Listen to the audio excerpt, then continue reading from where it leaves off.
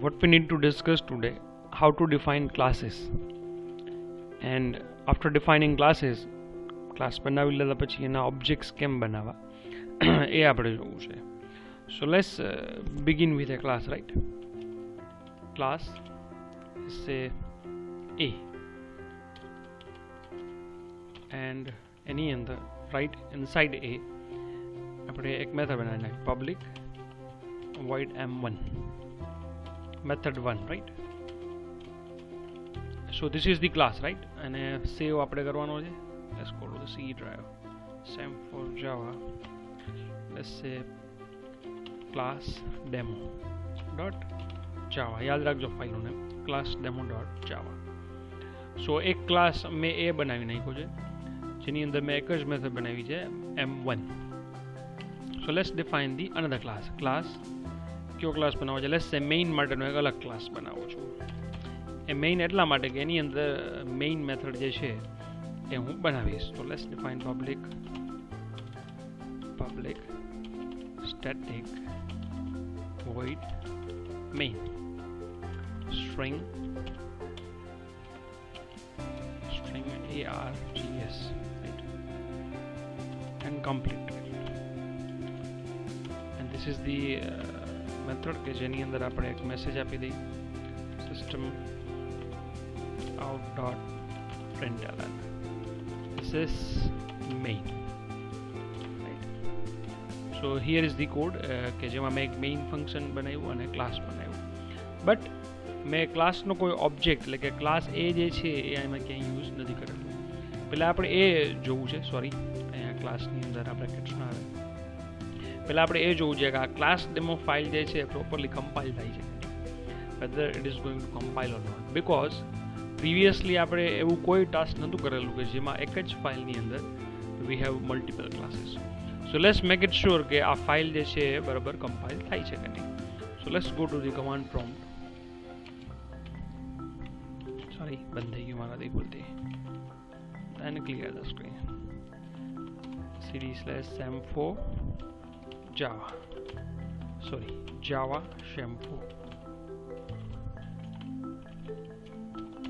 Okay, then clsdir.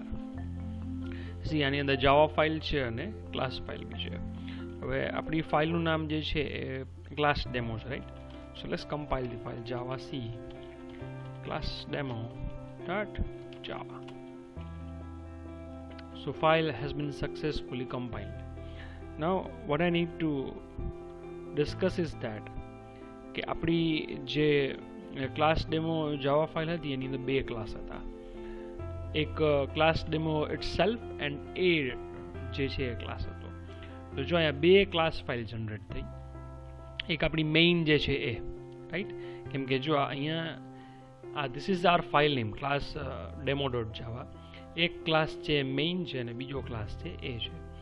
તો as we compile the file અને successfully file compile થઈ જશે એટલે ફાઇલની અંદર જેટલા બી ક્લાસ હોય એની ક્લાસ ફાઇલ જનરેટ થાય. This is something different. જો અહીંયા આવું પહેલાં ક્યાંય નહોતું આવતું. અહીંયા એટલે કે સી કે C++માં એવું કાંઈ તમારે કાંઈ નહોતું થતું કે ક્લાસ ફાઇલ જનરેટ થતી હોય. અહીંયા જો મેઇન ડોટ ક્લાસ છે જનરેટ થઈ ગયું, as well as a dot class. So it is successfully compiled, right? So we need to check whether a run thase ke nahi. So main function je che apnu keની અંદર છે, let's check. The main function is there in main. So આ રીતે java લખી નાખો main, it is going to run. Now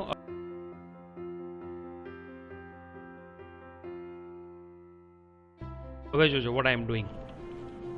Public static void main string, let's say args.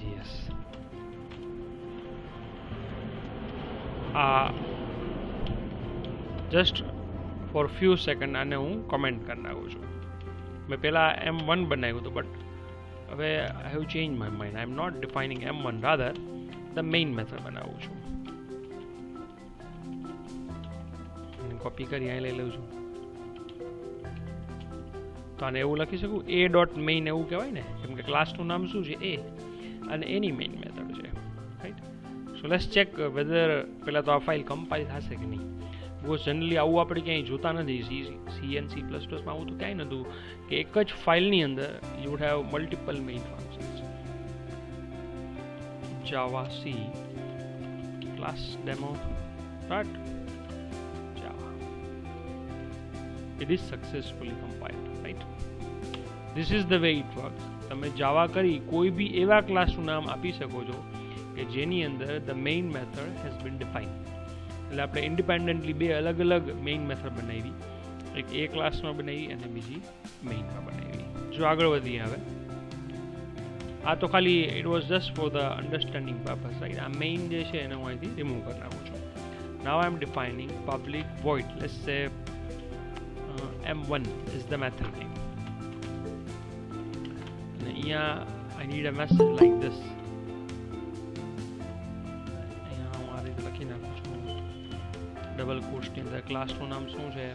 A. મેથડનું નામ છે m1 called, right. This is main. આ main પહેલાં call થશે અને પછી I need to use this method. આ મેથડને મારે યુઝ કરવી છે. So let's do it. So this is the way. આપણે અત્યારે સીપીપીના રીતે જ ટ્રાય કરી. The class name and the object name. ક્લાસનું નામ એ છે and the object name is obj, and then we are going to call the method which is m1. So let's compile it. કે આ પ્રોપરલી પહેલાં compile થાય છે કે નહીં. જાવા C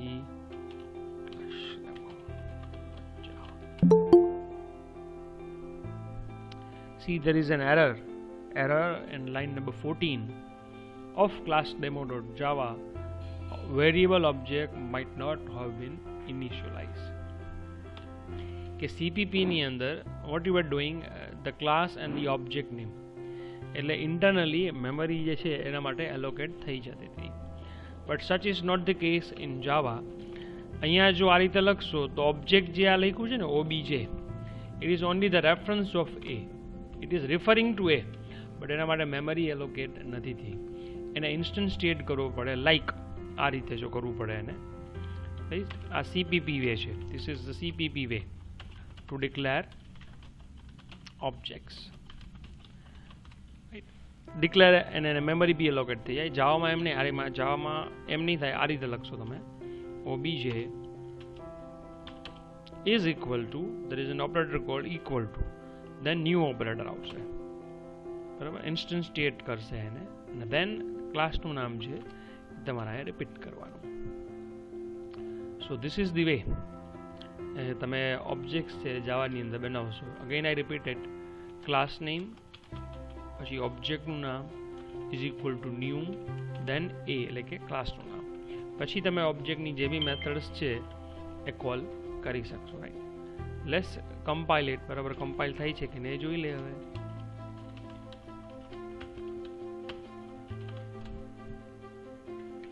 it is successfully compile. So એ રન બી થઈ જશે Java main. This is main and a.m1 જે મેથડ જે છે એ ક્લાસની મેથડ એ કોલ થઈ. પ્રીવિયસલી જ્યારે આપણે ડિસ્કશન થયું હતું ને ત્યારે મેઇનની અંદર જ, એટલે કે જે મેઇનનો ક્લાસ હતો એની અંદર જ મેથડ્સ બનાવતા હતા. અને મેઇનમાંથી જ જો એ જ ક્લાસની મેથડ કોલ કરવી હોય તો main it self is static, એટલે આપણે મેથડ સ્ટેટિક બનાવતા હતા.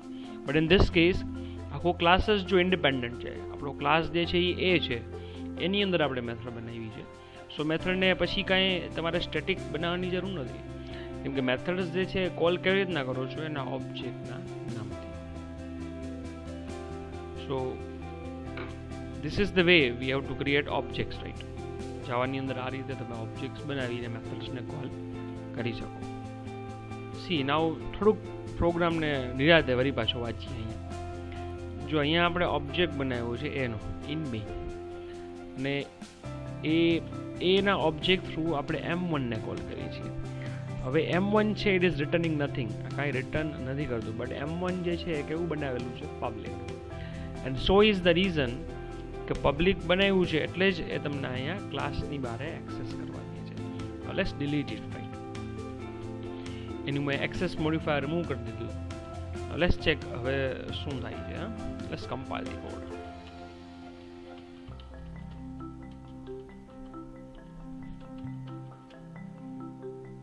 It is કમ્પાઇલ્ડ. કમ્પાઇલ થઈ ગયો એનો મતલબ શું? એ રન બી થવાનું છે. Java main means it is accessible in the main. આપણે મેઇનની અંદર બીજું એને એક્સેસ કરી દેગા. બિકોઝ બાય ડિફોલ્ટ તમે જો વોઇડની આગળ કોઈ એક્સેસ મોડિફાયર ના આપો તો એ ડિફોલ્ટ મોડિફાયર હોય. અને ડિફોલ્ટ મોડિફાયરનો મતલબ એવો થાય કે ક્લાસની બારે તમે એને એક્સેસ કરી શકો, રાઈટ. બટ ઘણી વખત એવું થાય કે મેથડ્સને તમારે કમ્પ્લીટલી સીલ્ડ મેથડ કરી નાખવી છે અથવા પ્રાઇવેટ બનાવી નાખવી છે કે ક્લાસની બહાર કોઈ એને એક્સેસ કરી શકે નહીં. સો there is an access modifier called private. જો આ private, once you make a method private, you cannot access it outside the main. હવે જો આપણે કમ્પાઇલ કરીને એકવાર ચેક કરીએ. See the error on line number 16. M1 જે છે has what the private access in A. What does it mean? કે જ્યારે આ પ્રાઇવેટ કરશો ત્યારે ક્લાસની અંદર જ બીજી કોઈ મેથડ એને કોલ કરી શકે, but you can not call it outside the class. તો જો આવું કંઈક કરી શકો તમે, પબ્લિક લેટ્સ સે વોઇડ કંઈક નામ બનાવી એનું, લેટ્સ સે ટેસ્ટ.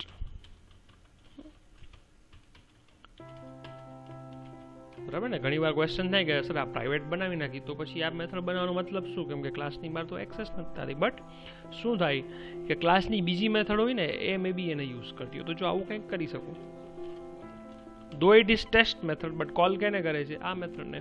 અને પછી અહીંયા એક બીજો મેસેજ આ રીતે બી આપી શકો, અહીંયા test, right. So this is M1 and this is test. Now let's check whether આ કમ્પાઇલ થાય છે કે નહીં.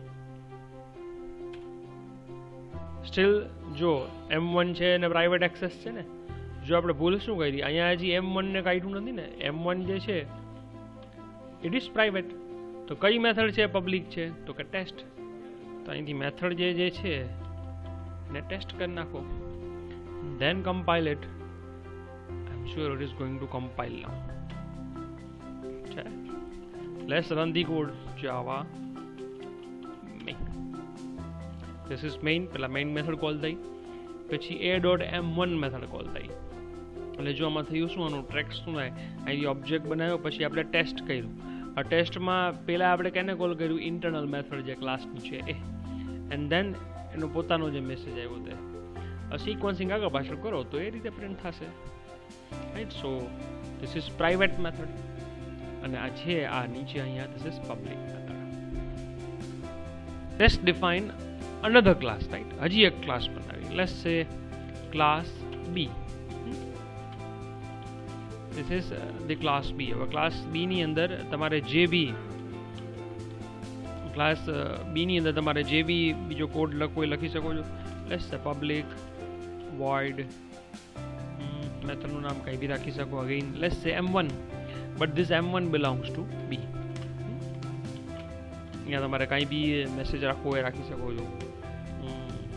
સિસ્ટમ અત્યારે બીજું કાંઈ લોજિક નથી લખતા, સિમ્પલી આપણે મેસેજીસથી કામ ચલાવીએ છીએ. તો આવું કંઈક કરી શકો. આ બી ક્લાસની M1 મેથડ કોલ્ડ અને સેવ કરી નાખી. સો અગેન જેમ આપણે એ માટે કામ કર્યું અને જસ્ટ ફોર એ વાઇલ એને આપણે કોમેન્ટ કરી નાખી. બીનો ઓબ્જેક્ટ બનાવવો પડશે. લેટ્સ સે B1 ઇઝ ઇક્વલ ટુ કાંઈ બી રાખી શકો છો. Object name can be anything. તમારે જે વેલિડ આઈડેન્ટિફાયરના રૂલ્સ પ્રમાણે ઓબ્જેક્ટનું નામ રાખી શકો. મેં B1 રાખ્યો, પ્રીવિયસલી OBJ રાખ્યું હતું. ન્યૂ શું ક્લાસ આવે? બી. મેથડ કોલ કરવી છે તો શું આવે?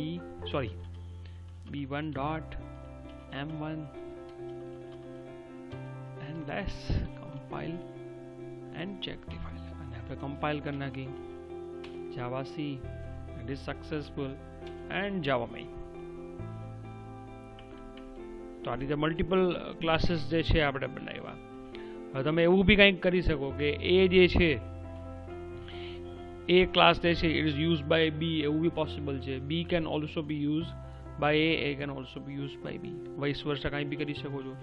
બંને ક્લાસ અહીંયા તો બને જ છે. જો આ રીતે તો થશે જ. એક ક્લાસની અંદર તમે બધા જ જે બી મેઇનની અંદર કોઈ બી ક્લાસ એક્સેસ કરી શકશો. Let's compile. જો કમ્પાઇલ થઈ જઈએ પહેલાં જોઈ લઈ.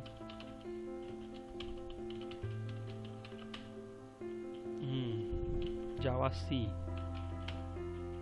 જો બધા જ પ્રોપરલી વર્ક કરે છે, રાઈટ, એમાં કાંઈ ઇસ્યુ છે નહીં. સેમ વે તમે ક્લાસ બી ની અંદર ક્લાસ એ નો બી ઓબ્જેક્ટ બનાવી શકો છો અને ક્લાસ એ ની અંદર ક્લાસ બી નો બી ઓબ્જેક્ટ બનાવી શકો છો. જેમ અહીંયા મેઇનમાં ઓબ્જેક્ટ્સ બનાવ્યા, આ રીતે અહીંયા ઓબ્જેક્ટ્સ બનાવી મેથડની અંદર and you can call them. See the methods આપણે જે બનાવી ને ધીસ મેથડ્સ, રાઈટ. હવે સી આ બી ને for a while I am removing it, તો એક ક્લાસમાં તમને પ્રોપરલી સમજાવી શકું, કેમ કે તમારે જેટલા બી ક્લાસીસ બનાવવા હશે તમે બનાવી શકશો. આપણે આ જે મેથડ્સ બનાવી this is known as regular or instance method એવું બોલી શકો છો.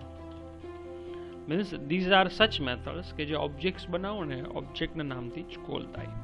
But you can also define static or એને ક્લાસ લેવલ મેથડ્સ બી બોલે, કે જેના માટે તમારે કોઈ ઓબ્જેક્ટ બનાવવાની જરૂર નથી. Simply by using prefix class name તમે મેથડને કોલ કરી શકો છો. જો આ રીતે મેથડ જે છે ને આ રીતે પબ્લિક સ્ટેટિક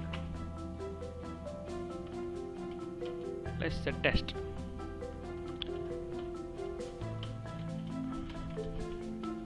અહીં લખી નાખવાનું. અહીંયા મેસેજ આપણે અહીંથી લઈ લઈએ ક્લાસનો static method of class A. This is going to be the static method. અને static methods છે એના માટે ઓબ્જેક્ટ્સ ને યુઝ કરવાની જરૂર નથી. Simply by using class name dot મેથડનું નામ શું છે ટેસ્ટ, તમે એને કોલ કરી શકો. તો જો આ જે ટેસ્ટ છે call to a regular method એવું બોલે એને, અને જે છે આ this is call to a static method. Static method જે છે ઓલવેઝ ક્લાસ નેમથી કોલ થાય, અને ઇન્સ્ટન્સ મેથડ જે હોય રેગ્યુલર મેથડ ઇન્સ્ટન્સ મેથડ આપણે બોલીએ એ ઓબ્જેક્ટથી કોલ થાય. ઇન્સ્ટન્સ એટલે એકચ્યુઅલી શું હોય કે એવી મેથડ હોય કે જે ક્લાસ લેવલે બધા ઓબ્જેક્ટ્સ એટલે કે બધા કોમનલી જેનો યુઝ કરે તો એ સ્ટેટિક મેથડ બનાવાય.